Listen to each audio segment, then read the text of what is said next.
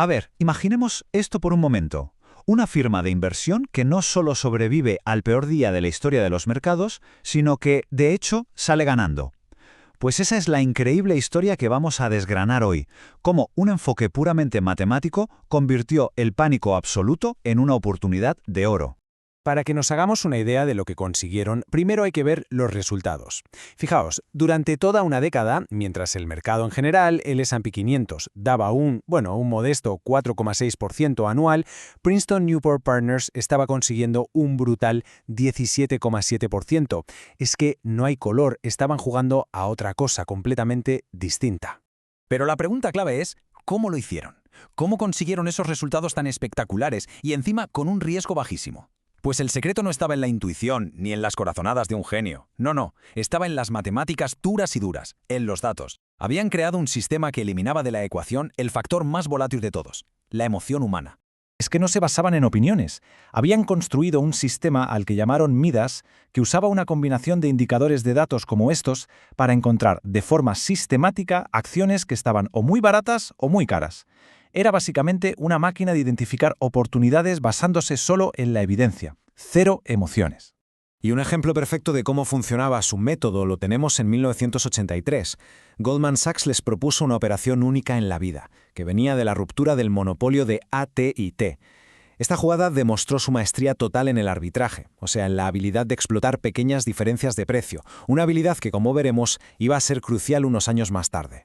¿Qué hicieron? Compraron 5 millones de acciones de la AT&T antigua. Fue una operación tan gigantesca que se conmemoró como un récord en la bolsa de Nueva York. Estamos hablando de una apuesta de 330 millones de dólares. Una barbaridad. Pero lo realmente genial fue cómo gestionaron el riesgo. A la vez que compraban esas acciones, vendían en corto las acciones de las nuevas empresas que iban a salir de la división. Y al hacer eso, ¡pum!, bloquearon un beneficio garantizado de $1.600.000. Esto demuestra la superioridad de su análisis, es que no dejaban nada al azar. Mientras ellos hacían estas jugadas maestras, en el resto del mercado se estaba cociendo algo. Una tormenta perfecta. Un nuevo producto financiero que, en teoría, era brillante, estaba preparando el terreno para un desastre monumental sin que casi nadie se diera cuenta. Se llamaba seguro de cartera o portfolio insurance. Era una forma que tenían las grandes instituciones para protegerse de las caídas. La idea parecía simple y muy buena. Si el mercado empieza a bajar, un ordenador vende automáticamente una parte de las acciones para limitar el daño.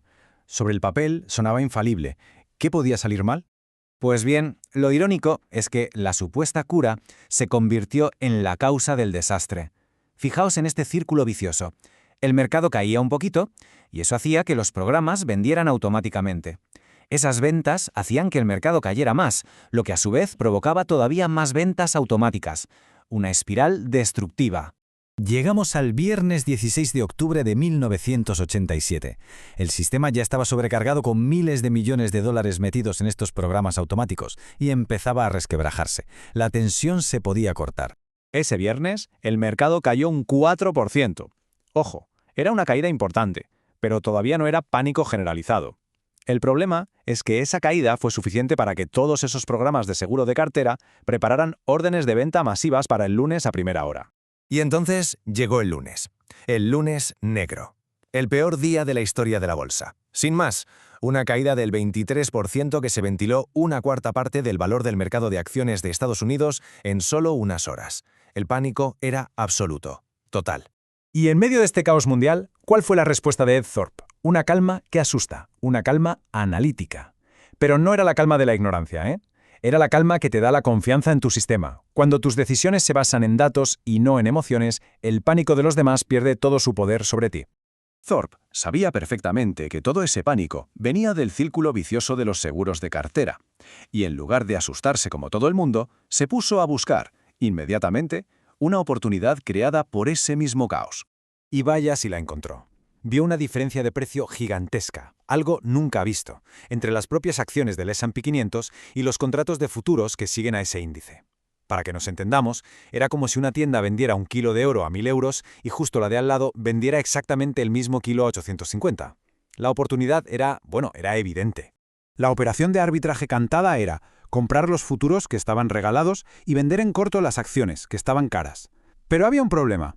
Una regla muy antigua de 1934, la famosa regla del uptick, que hacía casi imposible ponerse corto, en un mercado que solo se desplomaba. Y aquí llegamos al quid de la cuestión. Con los precios en caída libre y casi sin subidas momentáneas, sin upticks, ¿cómo narices iba a poder Thorpe vender en corto las acciones que necesitaba para cerrar la operación? Y aquí es donde se ve la genialidad, y de una solución increíble. Se puso a calcular y estimó que por la escasez de upticks, solo la mitad de sus órdenes de venta en corto se iban a ejecutar. Así que, ¿qué hizo? Pues muy simple. Para vender la cantidad que quería, ordenó vender el doble. Así de sencillo y así de brillante. Pero claro, el miedo en el parqué era tan extremo que su propio jefe de operaciones se negó a ejecutar la orden. Estaba totalmente paralizado por el pánico. Así que Thorpe tuvo que darle un ultimátum para que actuara. O lo haces para el fondo o lo haces para mí, pero lo haces ya. Al final el operador obedeció, no le quedaba otra. ¿Y los resultados? Bueno, los resultados fueron simplemente espectaculares. Consiguieron cubrir su posición a la perfección. Mientras la mayoría de inversores del mundo se enfrentaban a pérdidas que les cambiarían la vida, ellos acababan de asegurar $1 millón de beneficio en el peor día de la historia del mercado. El resultado final de todo esto es sencillamente asombroso. Si miramos el periodo de 5 meses alrededor del crash, mientras el mercado se hundía un 22%, la firma de Thorpe sacó una ganancia del 9%. Fue una hazaña, un triunfo absoluto de la lógica en un mar de irracionalidad. Y sin embargo, a pesar de este éxito increíble de dominar las matemáticas y de conquistar el caos, otro tipo de tormenta, una muy diferente, se estaba formando en el horizonte para Princeton Newport Partners. Pero esa es otra historia.